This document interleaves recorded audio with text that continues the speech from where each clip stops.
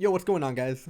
Ever since Ace and Melusi have came out, people have been wondering where they're going to be in the meta. And even though I've only had a limited amount of time with them, I do feel like I have a good feeling of where they're going to end up.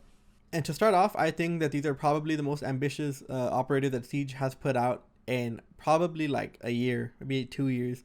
A lot of the operators that they have been releasing haven't been changing the game that much, and I feel like they actually try to change this, and they have been probably saving these operators for a while. So first, we're gonna try and start with Ace and see exactly where Ace fits in this situation. Now, if you haven't played Ace, Ace is probably one of the best operators they've released. Ace is, I think he's incredible. Like, honestly, I think he's really, really good.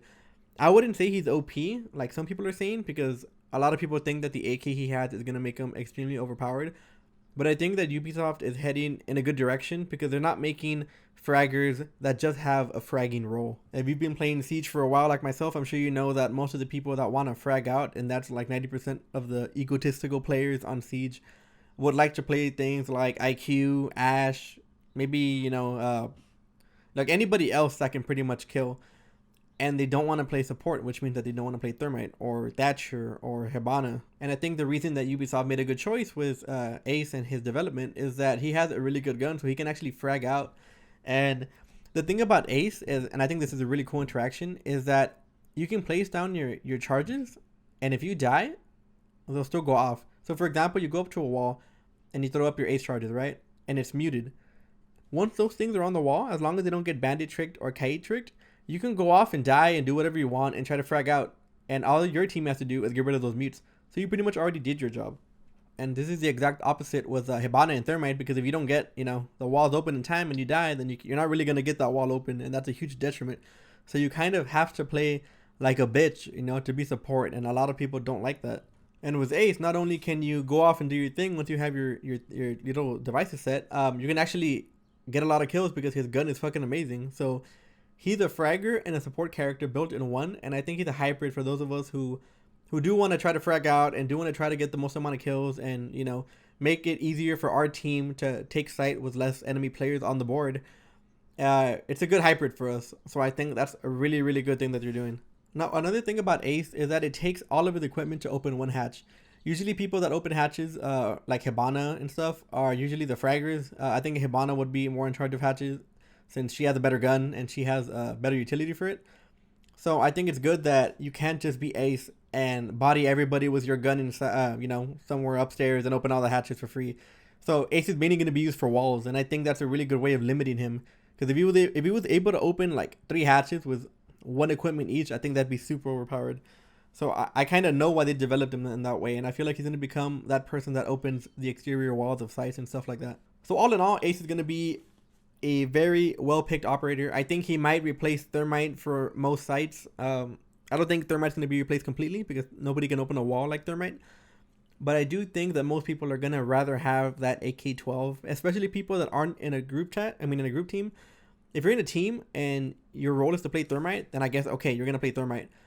But if you're playing against a bunch of randoms and your teams are random and you notice that you don't have a hard breacher, 9 times out of 10, I think most people are going to pick Ace because of his gun. That's pretty much it. He has a much better gun. So I think that when it comes to non-organized regular pub games, I think Ace is going to take over the Thermite spot. Now moving on to Melusi. I don't know what I want to think about Melusi. I don't want to think this way, but ever since I first started playing Siege, the worst operator that has ever been created, in my personal opinion, is Ela. I do not think it's Blackbeard, even though I think Blackbeard is a horrendous idea of an operator. I don't think it's Clash. I don't think it's Mira. I don't think it's Echo. I think it's fucking Ela, because Ela completely ruined the rush threat. If you have an Ela, there's no way you can rush, because not only is everyone notified, but you're blind and you're deaf. And luckily they got rid of the sensitivity thing that it did to you, but being blind and deaf is well enough to get you killed. I remember playing the TTS when Ela came out, and I realized that this fucking season was going to be shit. Not only because her gun was amazing, but because she had the most annoying gadget I've had ever seen in Siege. And I dealt with Blackbeard back when he was 800 health shield. I dealt with Pulse back when you can quick switch, from all the way in season 3. Like, I've dealt with a lot of bullshit. I've been playing since beta. I dealt with so much OP broken strats, Glass for example. And I've never hated an operator like I've hated Ela. And those are the vibes that I'm getting from Melusi, but maybe to a lower degree. Melusi is going to be so fucking annoying because she has 3 banshees that will slow you down and pretty much notify people when you're around. And that's going to be, in addition with an Ela, especially, if you take an Ela on that team, that's going to be so hard to deal with. Now, I think for sure Melusi is going to lose one of her gadgets. I think she's only going to have 2. I don't think anybody in their right mind at development would leave her with 3 banshees, because that's way too fucking much. But I honestly think, and I would bet my left nut on this, that I think she will perhaps be the most banned operator next to Echo. I think Echo might have a chance of seeing more gameplay because Melusi's on the board. And Mirror is a must ban for certain sites if you want to win, especially if you're attacking first. So I think Echo is going to be the one that's going to be traded out. And I think Melusi will be banned if they don't do something about it. Because I don't think she's OP. She's more annoying. And you know how Siege players are. Nobody wants to deal with that. So I don't know. That's just my opinion. I think that... I hope they change it. I don't want to be negative about it. I love Rainbow Six and I wanted to progress, of course. I wanted to have good ops and not have operators that are going to make it more frustrating, because Rainbow Six pretty much at this point is a utility-based game. If you don't get rid of utility, you pretty much lose. And almost every round comes down to the wire because you're just spending 2.5 minutes running around trying to destroy pretty much, the Jaegers, the Kaids, the Bandits, the Valcams, and it's too much to deal with at this point.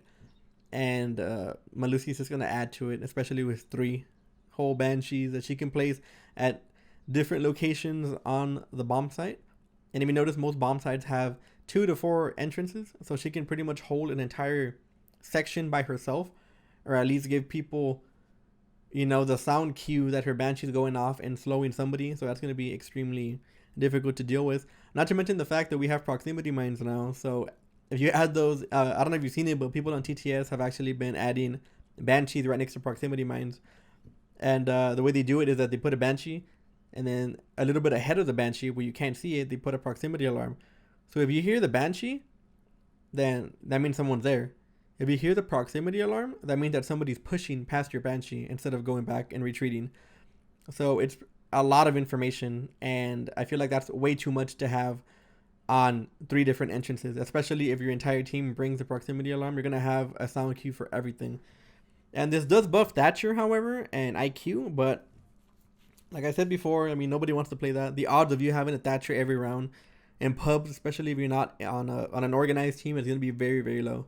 So anyways, guys, these have been my thoughts. Let me know what y'all think in the comments. I do think that Siege is going in a better direction for the most part. A lot of these operators are becoming more meta changing, even if it is for a bad thing. I'm just kind of tired of the stale old same gameplay I've been playing. But yeah, dude, this channel is going to become mainly Siege again. I know y'all have been liking the Valorant, but I am going back to Siege. I do have a juicy Siege video coming up. It's an ace. It's pretty cool. It's going to be on Amaru, her new update, which is fucking amazing, by the way. If y'all haven't played Amaru on the TTS, y'all definitely should. So yeah, that is coming. So make sure to leave a comment down below. Let me know what y'all think of the TTS. Let me know what y'all think of mainly Siege again. I know y'all are here, or a lot of you at least are here for that. And also, I do stream every single night, almost all night. So make sure to give me a follow on the Twitch. I'll leave that in the description below. I do hope to see y'all there. I like to talk to y'all. I have a few people from my YouTube that go visit the stream and say hi and get to know me, and I really appreciate your support. But if you don't have time for that, I understand. I appreciate your view on YouTube anyway, so thank you for sticking around this long. And yeah, don't forget to drop a like. I will see you all in the next video, guys. Take care. Make sure to wash your hands and make good choices. Later, guys.